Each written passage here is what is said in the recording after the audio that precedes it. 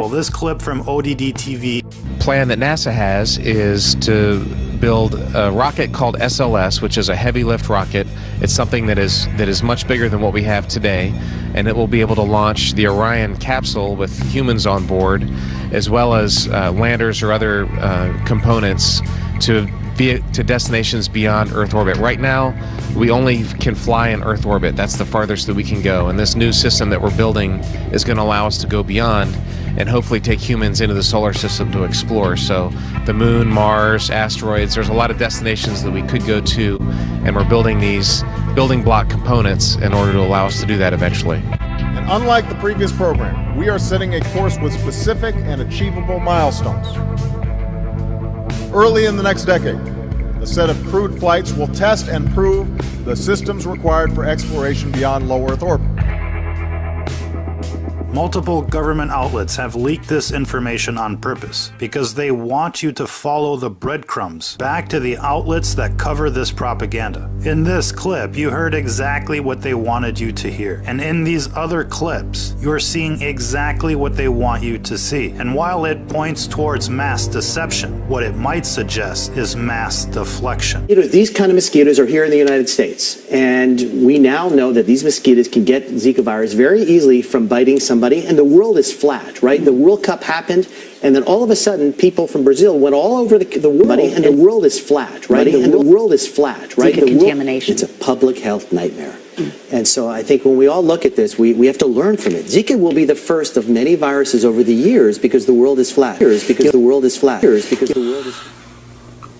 I don't believe the Earth is flat, but if the mainstream media started saying it was round, I might question them. I mean, that's how deceptive these people are, that you really can't believe anything they say. They taint, they twist, they spin. I came on the sound system and the lights came down, and I got on one knee, and written across the dome in the stars were the words, "Will you marry me?" Oh. And the ring was the size of my fist. So some people believe that the Earth was flat. Well, what do you mean the Earth is flat? Haven't you seen the sun and the moon and stars? Duh. I mean, I hear this question a lot. And my simple response is, just because a flashlight looks like a ball from a distance illuminated doesn't mean it's on a flat disk, self-illuminating light source. The moon is a circle disk, not a ball. I mean, for people to say that, that's like saying a basketball is a ball, therefore the court should be a ball too. Or pool table balls or billiard balls are balls, therefore the pool table should be a ball too. I mean, it makes absolutely no sense. High-powered telescopes show stars as flickering light sources, while NASA shows these cartoon balls, these cartoon paintings.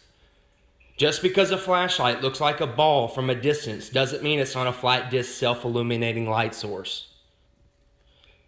A lot of people are confusing reality with CGI, and it's confusing people. And again, I mean, just because we can see twinkling objects of light in the firmament doesn't mean they are 289 million light years away. A flashlight appears as a sphere of light when it's turned on, guys. But in fact, it's actually a self-illuminating light source. This star in a jar is made when a sound wave is passed through a small bubble inside a flask of liquid. And this sound wave makes the bubble do something remarkable. First it expands, then it collapses. And this collapse happens so violently that vapor molecules trapped inside the bubble slam together and heat up so much that the bubble gives off an incredible burst of heat and light, several thousand times a second, giving the appearance of a star.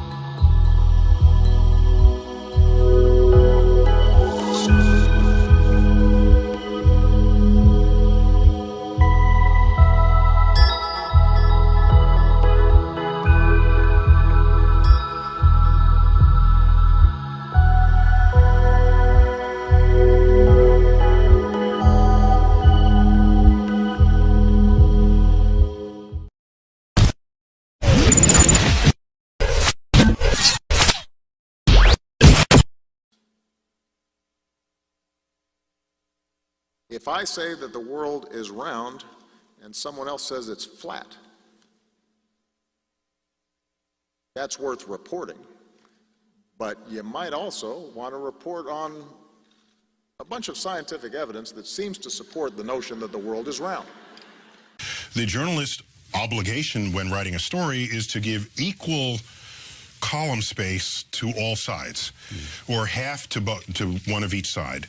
And if someone says the earth is round and someone says the earth is flat, at some point you're going to make a judgment. The earth is flat people is just flat out wrong. Right. I will not be giving them the attention. We're wasting time, and I'm not doing a service to in my role of informing the public. And so I think journalists are really smart people, and they're highly educated, and they're curious. They have the curiosity that kids have that they still have as adults. That's the other kind of branch of curiosity manifested in society, scientists and journalists. And that's a great thing to have. But at some point, invest your brain energy to recognize when something is fringe.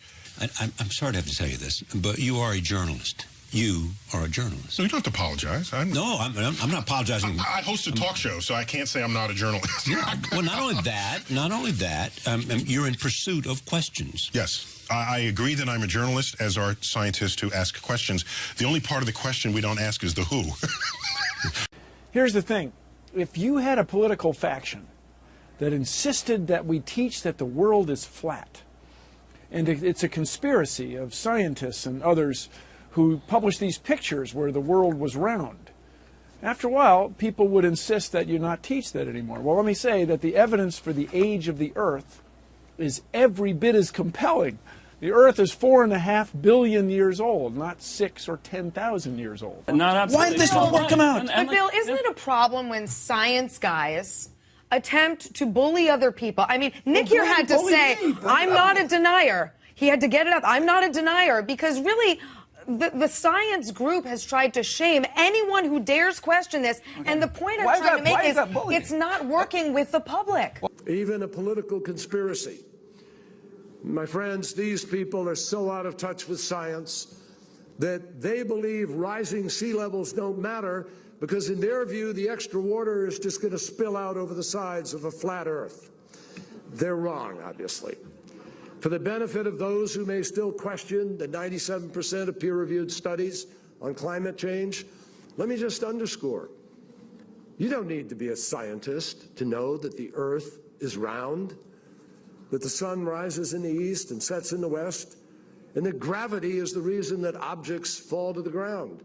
You could pick 100 different examples of simple things that happen every day that reflect science and determinations of science. And you don't need to be a scientist. This is happening. It's happening now.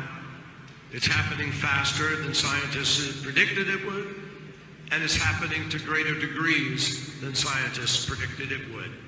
And we need, as responsible leaders, to take account of science, not some cockamamie ideological hypothetical, but science. And we need to make clear that those members of the Flat Earth Society are on the wrong side of history. We are going to make Paris the demarcation point where we begin to get the job done to save the planet, period. They've been talking down new sources of energy. They dismiss wind power. They dismiss solar power. They make jokes about biofuels. They were against raising fuel standards. I guess they like gas guzzlers. They think that's good for our future. We're trying to move towards the future. They want to be stuck in the past. And we've heard this kind of thinking before. Let me tell you something. If some of these folks were around when Columbus set sail,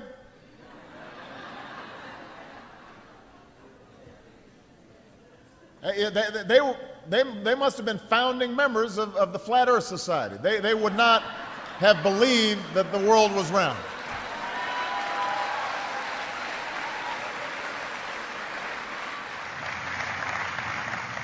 But more broadly, we've got to move beyond partisan politics on this issue.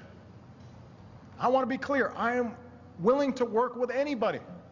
Republicans, Democrats, Independents, libertarians, Greens, anybody to combat this threat on behalf of our kids. I'm open to all sorts of new ideas, maybe better ideas, to make sure that we deal with climate change in a way that promotes jobs and growth. Nobody has a monopoly on what is a very hard problem, but I don't have much patience for anyone who denies that this challenge is real. We don't have time for a meeting of the Flat Earth Society.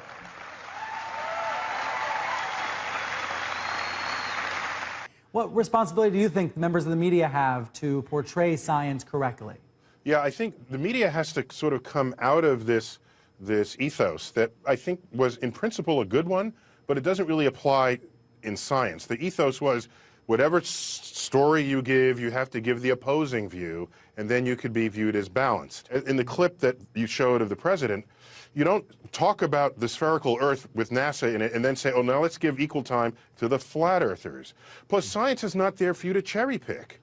You know, I said this once, and it's gotten a lot of internet play. I said the good thing about science is that it's true whether or not you believe in it.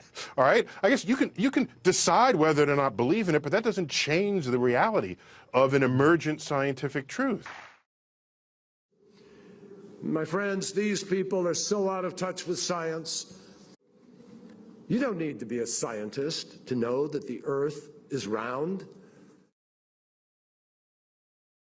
The mainstream media is owned by only a handful of megacorporations with vested interests. But on the other hand, the internet is an interconnected network of billions of sources, so you can research information for yourself. Here's Rob Skiba breaking it down.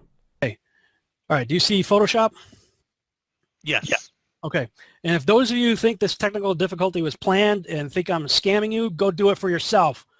Because you're going to find the exact same thing. I got nothing to hide here. This is live on the air, okay? I'm going to zoom in on the Earth in Photoshop. Can you see the Earth? Yep. Okay, I'm going to go to Image, Adjust, Levels, and I'm going to bring the levels over here. And I'm going to bring the levels up. Uh-oh. What is that? Oh, wow. Yeah, wow. Why is there a square box around the Earth allegedly taken from the scientists on the moon in Apollo 17? And people wonder why I don't trust NASA. That's why I don't trust NASA.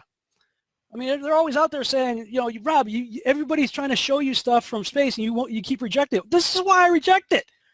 These guys are liars. I mean, anybody who has Photoshop can just go to the NASA website, download the photo, do exactly what I did, see for yourself.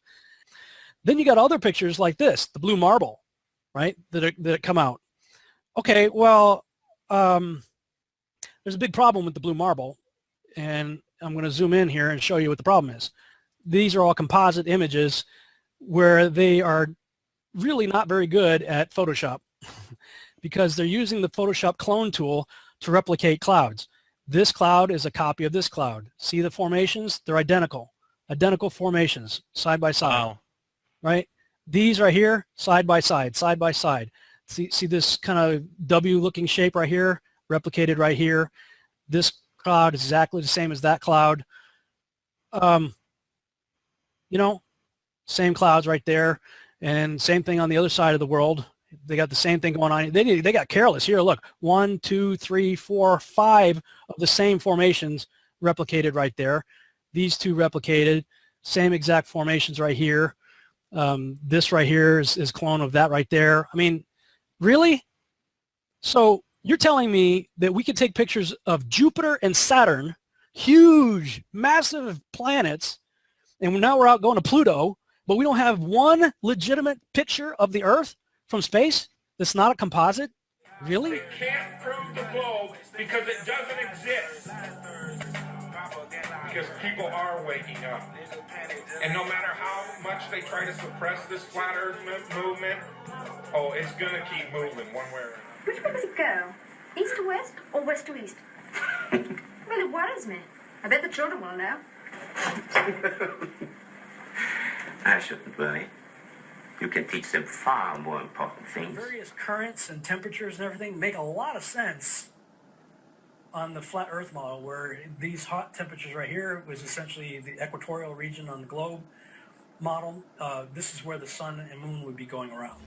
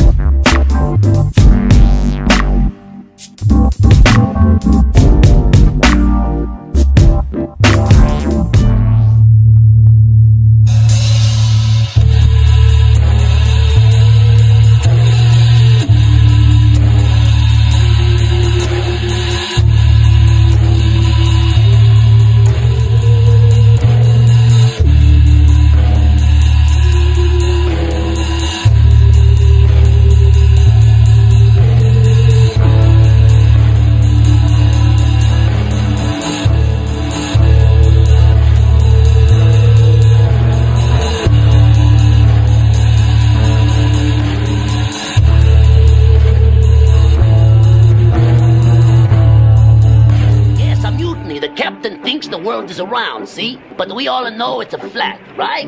Of course it's flat. Sure, I know the world is flat. Yeah, so do I. Everybody knows that. Good, good. The same phenomenon Eratosthenes measured could be explained by a flat Earth if the sun were only a few thousand miles away and 32 miles across. The math would work out the same. The tree grew and became strong, and it reached to heaven, and it was visible to the ends of the whole earth. Daniel 4:11.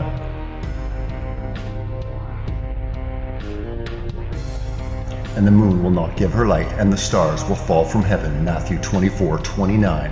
How is this possible? How? Behold, he is coming with the clouds, and every eye will see him. Revelations 1:7.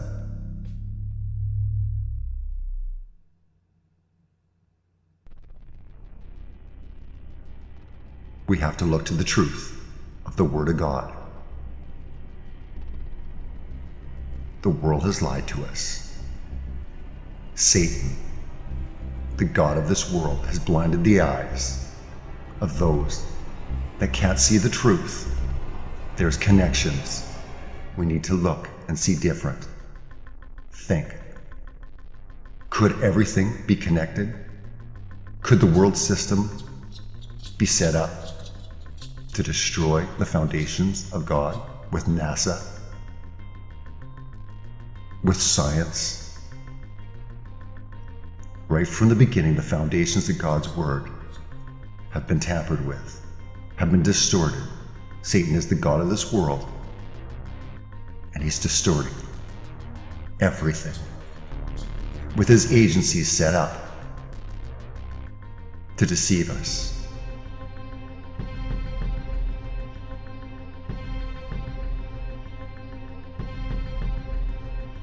Look at what NASA presents us. CGI, paintings, composites, stitched together. Where are the pictures of the Earth? Why is it that there is only 2 images of the Earth? Where's the HD footage of the spinning Earth? Real pictures, real video. They even admit on their website, these are fakes. These are not real. We've been lied to about our world. It's time for you to look into the truth. Research. It can be crazy to think. No, we know it has to be real. The cognitive dissonance is running through society. You don't want to wake up, but it's like the Matrix, and it's better to trust in the Lord than to put confidence in man. Psalms 118:8. The world's lies. The earth does not orbit the sun. Everything orbits around us. We're geostationary. We're motionless. This was the Hebraic concept of the universe, and they were not alone. Like I said, there are many, many other cultures that believe the same thing. So looking at our whisper down the line, we have the guys toward the source material saying we are on a circular, still flat earth set on pillars under a dome within which are the sun, moon, and stars. we get to the end of the line where we are today, and I heard we live on a spinning heliocentric ball in an ever-expanding universe. Huh. Which one is it anyway? If you read the textbooks would tell you that we are on an oblate spheroid. You got this guy right here saying, no, the Earth is really pear-shaped. Neil deGrasse Tyson says the Earth is pear-shaped. Then, of course, everything NASA puts out shows us pictures time and time again of a perfect sphere. And then we have the Bible over here saying, well, you live in a snow globe. So, which one is it? I'm asking the question because I'm asking the question. Because Paul said, prove all things. And I'm having trouble, not just trying to prove the snow globe, I'm having trouble proving the ball. Because most of our information on the ball relies on these guys. These guys hate God. You have written that God is a psychotic delinquent invented by mad, deluded people. No, I didn't say quite that. I said something rather better than that. Oh, well, please tell us what you said. Please tell us what you said. Well, I would have to read it from the book. No, please. The God of the Old Testament is arguably the most unpleasant character in all fiction. Jealous and proud of it, a petty, unjust, unforgiving control freak, a vindictive, bloodthirsty ethnic cleanser, a misogynistic, homophobic, racist, infanticidal, genocidal, filicidal, pestilential, megalomaniacal, sadomasochistic, capriciously malevolent bully. So that's what you think of God? Yeah. To the editor, people cited violation of the First Amendment when a New Jersey school teacher asserted that evolution and the Big Bang are not scientific and that Noah's Ark carried dinosaurs. The case is not about the need to separate church and state. It's about the need to separate ignorant, scientifically illiterate people from the ranks of teachers. What truly amazes me, this whole flat earth phenomenon that's blowing up, this theory that's just exploded in the alternative research community, because a lot of these researchers they don't cite anybody with a background in meteorology or physics or mechanical engineering or anything like that. Robert Sungenis, BA, MA, PhD, geocentrist. Dr. E. Michael Jones, speaker at the 2010 conference on geocentrism. Gerardus D. Bow, PhD, former professor at the Baldwin Wallace University, geocentrist. Professor John Bill, PhD, geocentrist. Philip Stott, PhD, professor, geocentrist. In fact, according to Philip Stott here, there's another 200 impeccably credentialed academics and professors who also believe the Earth is stationary. They know perfectly well if they don't toe the scientific establishment's line, they'll be chucked out. So it's very difficult these days to find out what scientists do believe. But I know there are a large number of scientists who are now coming to believe the Earth is stationary at the center. I think 30 years ago there were about 4. Now there are a few hundred well-qualified scientists who believe the Earth is the center. But those are just those who will admit it. No academics who support the alternative view? Debunked. The fact that so many of them are questioning the official heliocentric narrative ought to raise an eyebrow. So at least 200 professors and academics for a stationary Earth? I'd say, that adds credibility. Critics will say, hang on, most of those professors are Catholic. See, it's just another Jesuit conspiracy. No, some of those professors have been bashed around by the powers that be in a way that you would not believe. So it's not in any of their interests to dismiss the official heliocentric model, but they have. Personally, I think the professors are playing a sophisticated game here. They found a respectable halfway house where they can maintain some respectability in geocentrism.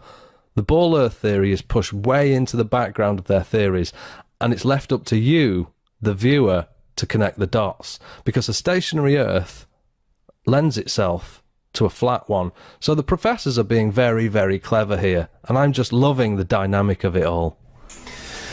This symbol is one of the most important symbols in all symbology.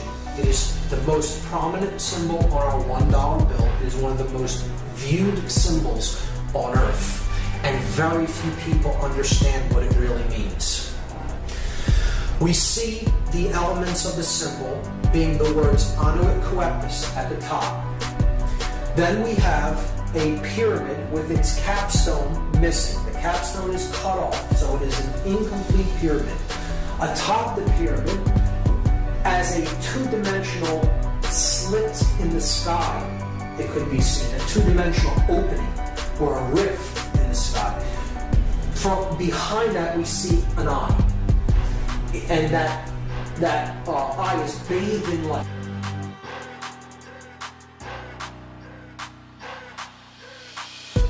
And that eye is bathed in light. And that eye is bathed in light.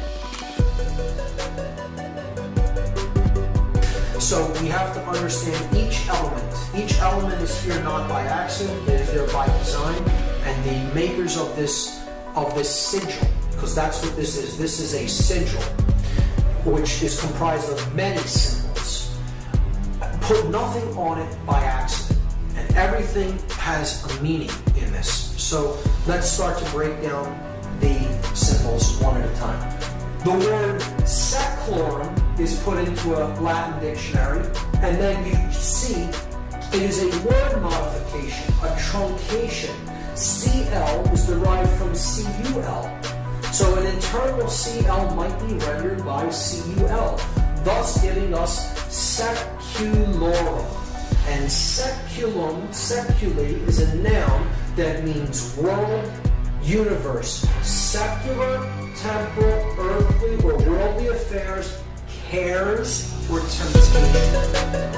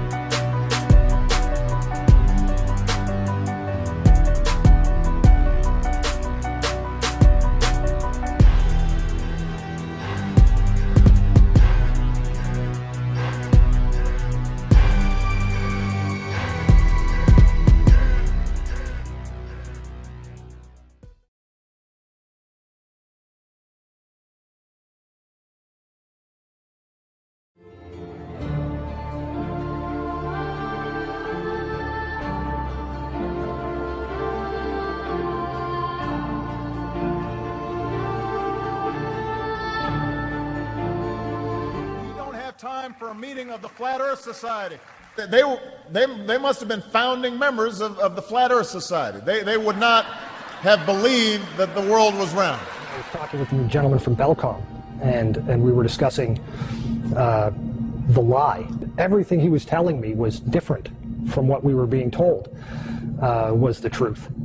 And at one point I asked him, I said, man, you guys, you lied about a lot, didn't you? And instantly he said, no. We didn't lie about certain things. We lied about everything. None of it was true. I really don't think people realize how deep the lie goes. Space, the final frontier. Space may be the final frontier, but it's made in a Hollywood basement. The Vector, NASA's official logo. If you've ever looked at NASA's official logo, both their official insignia and their official seal, you'll see that the most prominent object in the seal is a red swooshing object. They call that the chevron or the vector. If you ask NASA's Public Affairs Office this symbology is featured so heavily in their insignia and seal, they'll give you what really amounts to the standard facile cover story for the unilluminated. They'll tell you that that is a representation of a hypersonic wing design from the 1950s, which was the time the logo was created. Not exactly the case. Someone might want to ask the Russian Federal Space Agency, Roscosmos, that was formed in 1992, why they chose that same logo.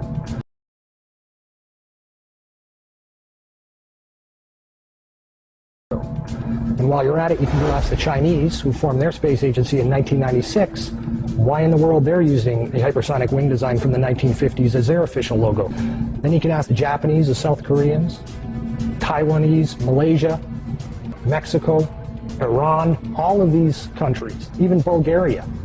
They all utilize the vector symbology in their space agency logos for their national space agencies. It gets even deeper. You can go look at the individual manned program patches for NASA. The Mercury program, for example, a blatant use of covert symbology. In every logo dealing with the Mercury program, you'll see what looks like a number 7 in their logo. And again, NASA's official story is that they put this number 7 there so that they could pay homage to the original 7 Mercury astronauts.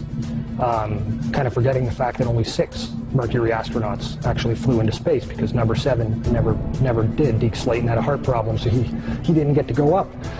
So there were only 6 Mercury astronauts. Yet there's a 7 in every single logo. That's in the official mission or official program insignia for Mercury, as well as the 6 individual mission patches carry this logo. And it carries on to the Space Shuttle program. If you look at the Apollo logo has a big letter A in it. At least that's what they want you to believe, but it's not. Again, that's just a simple way of explaining away the inclusion of this vector symbology in the logo.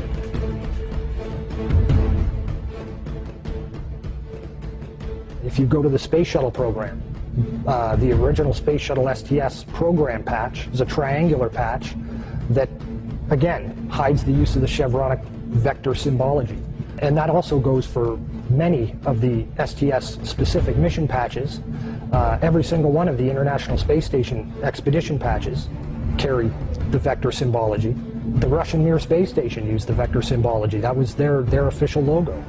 You can even go deeper and look at military-industrial complex companies. Look at the logo on a company like Lockheed Martin, 2 vectors. The X-Prize logo, Ames Research Labs, U.S. Space Command. When you get into the military realm, the United States Space Command, their official logo is the vector symbol. And when you look at the military's individual space-specific programs, all of them deal with vector symbology in their official insignias. And the question really becomes, who or what are these people paying homage to? And the truth, quite frankly, is out of this world.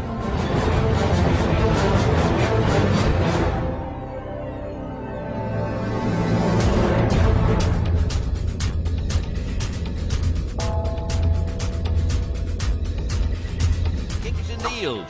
It's a long fly ball going back. And the ball shatters the sky, bringing the ocean itself down into the stadium. Oh, Simpson just broke this dream's reality wide open.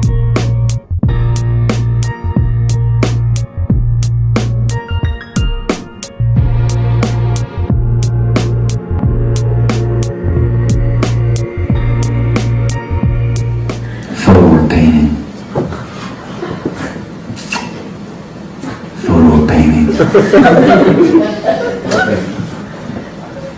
How the fuck could you know? Thrown around the sun and shot through infinite space from a godless Big Bang, they turn humanity into a random, meaningless, purposeless accident of a blind, dumb universe. So it's like trauma-based mind control.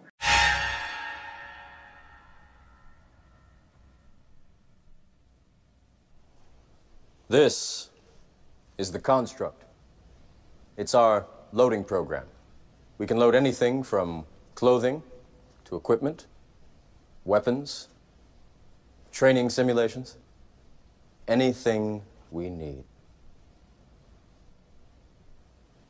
Right now, we're inside a computer program. Is it really so hard to believe? Your clothes are different, the plugs in your arms and head are gone. Your hair has changed.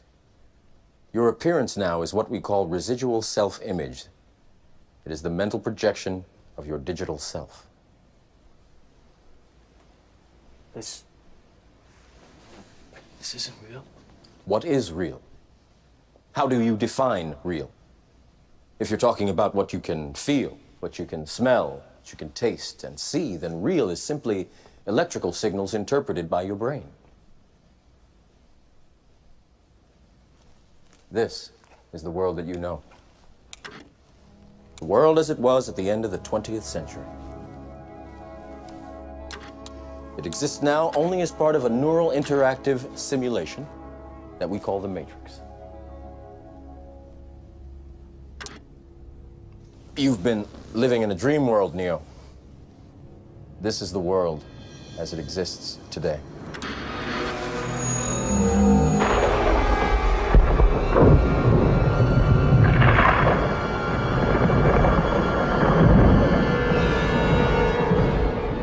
Welcome to the desert of the real.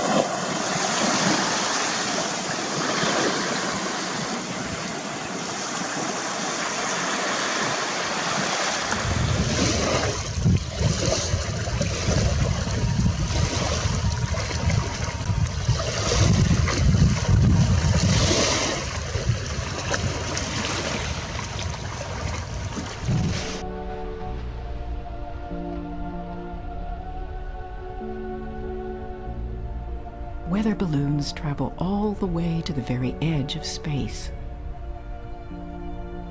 It's a world to which few humans ever get to travel.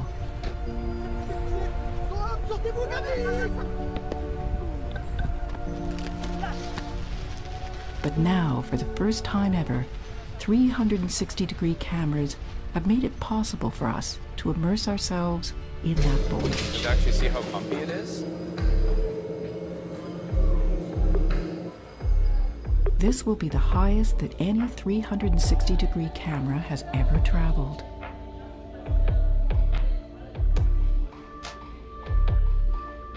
Temperatures will drop to 60 degrees below zero.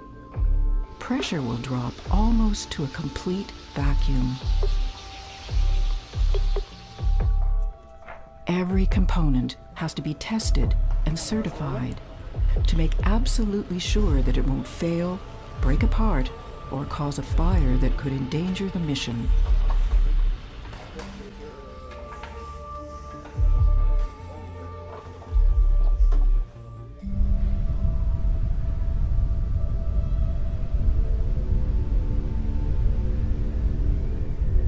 Humans are fragile creatures, and the weather determines everything.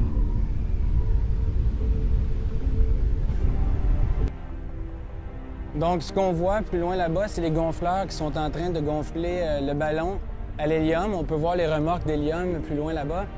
Le ballon, on voit son enveloppe ici déroulée au plancher. Il va faire 800 000 mètres cubes de volume une fois rendu au plafond.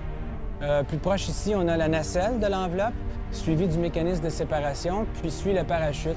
Le parachute qui sert en fait à l'atterrissage de la nacelle des charges utiles. Une fois ouvert, le parachute fait 700 mètres carrés en surface.